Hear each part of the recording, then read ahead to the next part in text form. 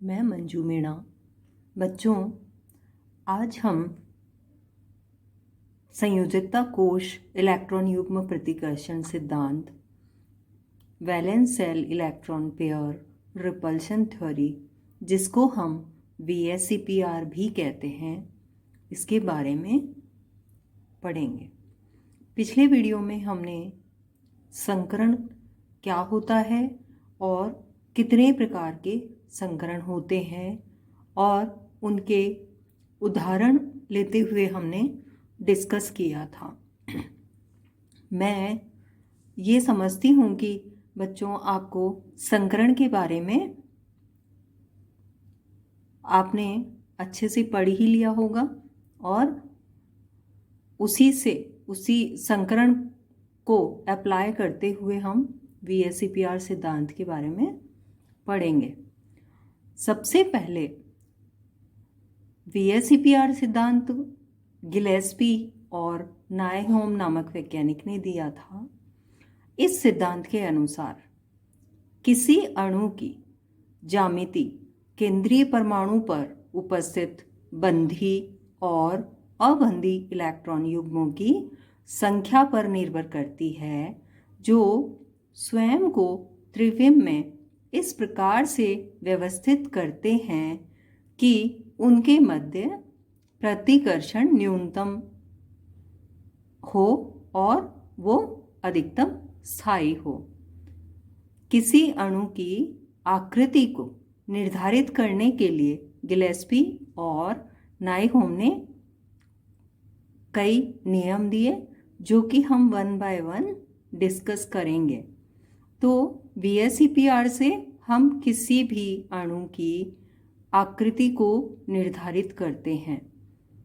पहला नियम जो है वो, जब एक अणु या आयन में केंद्रीय परमाणु के चारों ओर संयोजकता कोश में केवल बंधी इलेक्ट्रॉन ही उपस्थित होते हैं, अर्थात ये एक ही प्रकार के परमाणु से बंधित होते हैं, तो अणु की ज्यामिति सामान्य होती है, या हम ये कह सकते हैं कि रेगुलर ज्यामिति होगी, रेगुलर ज्योमेट्री होती है। रेगुलर से हम आपको बच्चों पता है, जैसे हमने संकरण में पढ़ा था। संकरण में जैसे यदि sp संकरण है किसी अणु के परमाणु का, अगर हम देखते हैं संकरण, तो उसमें अगर sp संकरण है तो रेखीय आकृति हमने पढ़ी थी। जैसे sp2 अगर है तो ट्राइगोनल प्लैनर पढ़ी थी हमने, समतल त्रिकोणीय। चतुष्फलकीय अगर संकरण है तो sp3 संकरण है तो उसकी आकृति जो होगी अणु की वो चतुष्फलकीय होगी। sp3d अगर है तो ट्राइगोनल बायपिरामिडल। अष्टफलकीय या हम कहें कि sp3d2 संकरण यदि है तो ऑक्टाहेड्रल या अष्टफलकीय आकार होता है अणु का। अब हम नेक्स्ट पॉइंट पे बढ़ते हैं। दूसरा जो नियम है वो सहसंयोजक अणु के केंद्रीय परमाणु के संयोजकता कोश में बंधी तथा एकाकी इलेक्ट्रॉन युग्म दोनों के उपस्थित होने पर अणु की ज्यामिति सममित नहीं रहती, वह विकृत हो जाती है।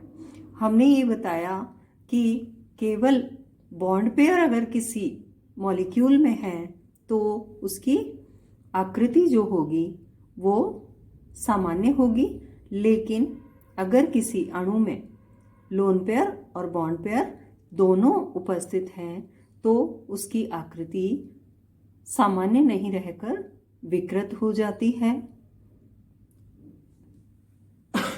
कारण यह है कि उनमें उपस्थित जो लोन पेयर बॉन्ड पेयर हैं उनमें आपस में रिपल्शन की वजह से कुछ आकृति में विकृति आ जाती है।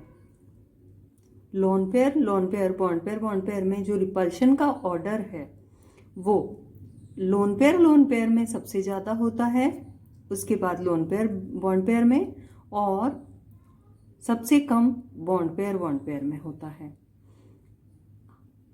क्यों होता है ये आपको पता है कि लोन पेयर जो है वो स्पेस में ज़्यादा जगह घेरता है, इसका वॉल्यूम ज़्यादा होता है,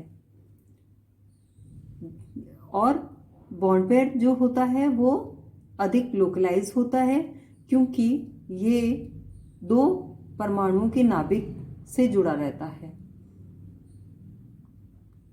इसलिए जो लोन पेयर है वो ज़्यादा जगह घेरता है और स्पेस में ज़्यादा स्पेस कवर करता है क्योंकि इसके दूसरी तरफ कोई एटम नहीं होता।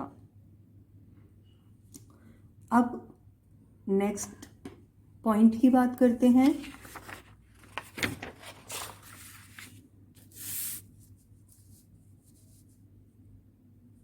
लास्ट वाले पॉइंट की बात करें तो नियम तीसरे नियम में क्या है कि अणु Ab2 में परमाणु B की विद्युत ऋणता बढ़ती है तो बंध कोण BAB का मान कम हो जाता है क्योंकि विद्युत ऋणीय परमाणु द्वारा बंध के इलेक्ट्रॉनों को अपनी ओर आकर्षित कर लेने से केंद्रीय परमाणु पर इलेक्ट्रॉन घनत्व कम होकर विद्युत ऋणीय परमाणु के निकट बढ़ जाता है, जिससे बंधित इलेक्ट्रॉनों के मध्य प्रतिकर्षण बल में कमी आती है। बंधित परमाणु B की विद्युत ऋणता जितनी ज़्यादा होगी, केंद्रीय परमाणु के निकट इलेक्ट्रॉनों की का इलेक्ट्रॉन घनत्व उतना ही कम होगा और बंध कोण भी कम होता जाएगा। जैसा आप यहाँ देख रहे हैं, जैसे Ab2 हमारे पास एक मॉलिक्यूल है, हम बात कर रहे हैं कि जब B की इलेक्ट्रॉन नेगेटिविटी बढ़ा दें, विद्युत ऋणता अगर बढ़ा दें तो क्या होगा, ये जो बंध के जो इलेक्ट्रॉन है वो B की तरफ आ जाएंगे और कंपैरेटिव जो बॉन्ड पेयर जो रिपल्शन था वो कम हो जाएगा। इसकी वजह से बॉन्ड एंगल भी कम हो जाएगा।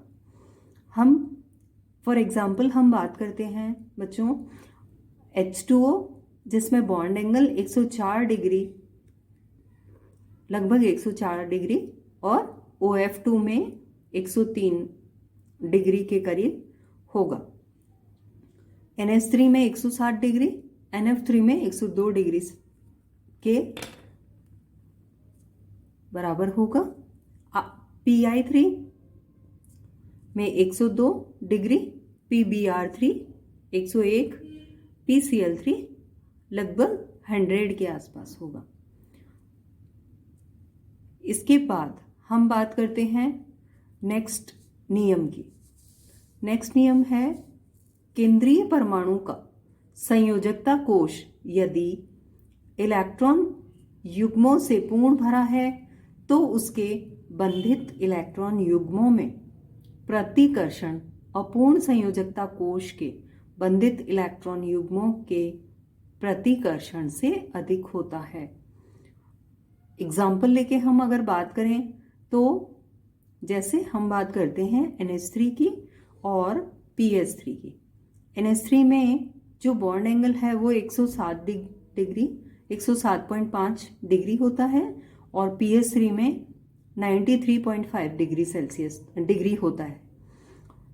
इसमें हम बात करें नाइट्रोजन के वैलेंस शेल की तो 2s और 2p होते हैं इसमें, जो कि कंप्लीटली फिल्ड हैं, और फास्फोरस में बात करते हैं वैलेंस शेल की तो वो इनकम्प्लीट होता है।